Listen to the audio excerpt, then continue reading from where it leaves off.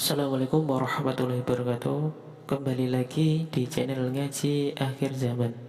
Di video kali ini kami akan membagikan ceramah khutbah yang membahas tentang perbedaan pendapat dalam Islam itu adalah hal yang biasa, jadi jangan terlalu dipermasalahkan. Untuk lebih jelasnya, mari kita simak videonya sama-sama. Sekian dari saya. Wassalamualaikum warahmatullahi wabarakatuh. Salam NKRI. Dulu itu setiap debat fikih antar ulama itu mesti nggak ada yang menang. Misalnya saya kiai kelihatan miskin itu ya baik supaya santri-santri yang miskin itu punya teman gitu. Karena rata-rata santri itu miskin, nah dikancani kiai kan seneng gitu. Tapi problemnya kiai yang miskin itu ya nggak bisa nolong santri karena dia sendiri apa miskin. Makanya dulu Imam Syafi'i itu pengagum orang miskin. Setelah ngaji Imam Malik tanya, ya Imam Malik, orang yang sealim jenengan itu siapa? Jawabnya Imam Malik lucu. Dulu Abu Hanifah, sekarang orangnya sudah meninggal ya. Ilmunya dititipkan atau diwaris oleh Muhammad bin Hasan Asy-Syaibani. Akhirnya Imam Syafi'i dibiayai Imam Malik ke Irak. Imam Syafi'i miskin, bisanya ke sana dibiayai Imam Malik.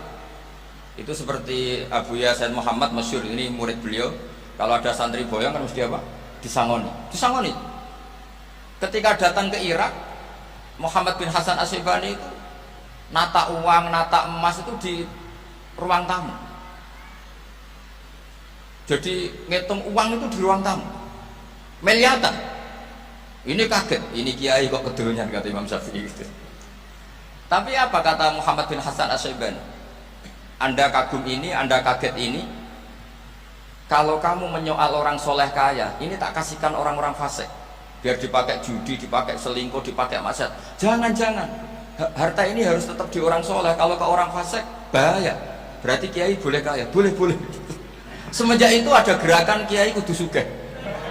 Ya ada yang kesampaian, ada yang enggak gitu aja. Tapi karena kalau pakai logika fikih, harta itu fitnah. Oke, seakan-akan harta itu masalah. Tapi kalau ini dikuasai orang dolim, maka masalah besar. Jika orang-orang soleh ini harus juga menguasai harta. Nah, terus lama-lama dikiaskan kekuasaan. Kalau yang kuasain orang fasik, orang tidak sholat ribet. Akhirnya kiai terus dukung, ya akhirnya ikut politik tadi. Nak menawa bupatinya kena diatur gitu. Diatur kon sholat, orang yang sesi proposal, maksudnya diatur yang sholat maksudnya. Ini cerita-cerita apa logika fikih. Makanya saya sering ngaji kitab-kitab itu, diantara yang saya suka adalah ada dialog besar yang terjadi di antara orang-orang pilihan, termasuk bahkan di antara para nabi dan Tuhan. Jadi unik, Allah sendiri kadang mengajari kecerdasan para nabi itu ya lewat dialog. Masyhur itu, Nabi Ibrahim itu punya ruang khusus untuk sholat dan tidak boleh siapapun masuk situ. Tahu-tahu ada yang sudah di situ. Beliau buka, kaget. Siapa memberi izin ke kamu yang punya rumah ini? Saya yang punya rumah dan saya tidak memberi izin kamu. Yang memberi izin saya itu yang punya saya, kamu dan rumah ini. Yaitu Allah Ta'ala katanya. Wah berarti kamu malaikat dong? Ya saya malaikat Israel. Disuruh nyabut nyawa kamu kan? Ya agak sopan karena nggak pernah mondok di Salafiyah gitu. Itu akhirnya Nabi Ibrahim bilang, wah itu keliru, Anda pasti keliru.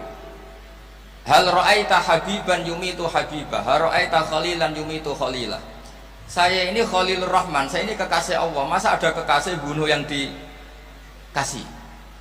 Itu Israel akhirnya ngaji, masuk akal juga. Ternyata perintah ini mungkin hoax ya, pokoknya dia terus mikir akhirnya. Iya ya, masa ini kekasih Allah kemudian oleh Allah dibunuh, dimatikan.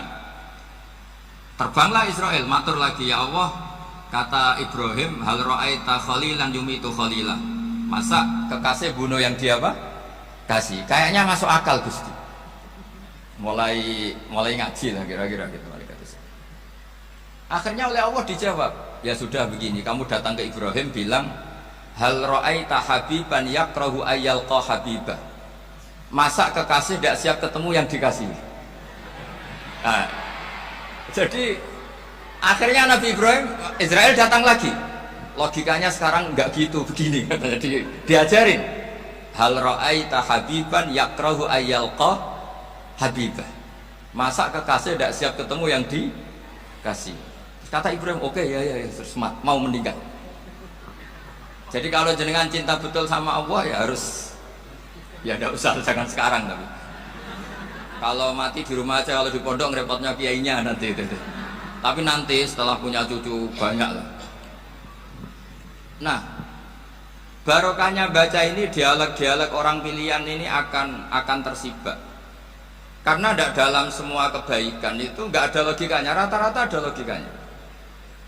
Misalnya begini, kalau Anda orang soleh, kemudian anak Anda pamit mau sekolah di Jerman, pilihan Anda mengizinkan apa enggak? Karena potensi jadi fasik ya tinggi, karena di tempat-tempat mas. Potensi berdakwah dari daerah yang untuk daerah yang tidak ada dai-nya menjadi ada. Itu mesti ulama itu berdebat. Misalnya punya anak pamit mau kembali atau keluarga. Yang satu cara berpikir optimis. Awal ada dai di beberapa negara Eropa itu ya barokahnya imigran, pekerja, mahasiswa. Dan semua itu bumi Allah, harus ada tasbih, harus ada tahmid. Dan itu harus dimulai dari kemauan atau mengizinkan anak asuh kita ke sana. Tapi di sisi yang lain potensi jadi fasik itu tinggi sekali. Pemana iman pas-pasan. Nah hal-hal seperti ini itu pasti jadi perdebatan. Dan kita harus menjawab. Dan tadi kayaknya di semua Basul Masail Pondok Salafiyah jawabnya pede semua, nggak ada ragu, nggak ada khilaf. Baguslah kalau pede. Meskipun nanti mungkin ada ulama lain yang cara berpikir apa? Berbeda. Sehingga ini saya cerita ya. Sehingga di kitab-kitab fikih, misalnya saya kok hidup di Bali sudah punya komunitas ngaji. Itu kok saya pindah ke Sukorejo sini, banyak ulama yang mengatakan haram karena membiarkan bumi Allah yang sudah pernah ada orang yang sujud kemudian ditinggalkan kosong dan kemudian dikuasai orang yang tidak sujud, jadi dianggap itu pembiaran.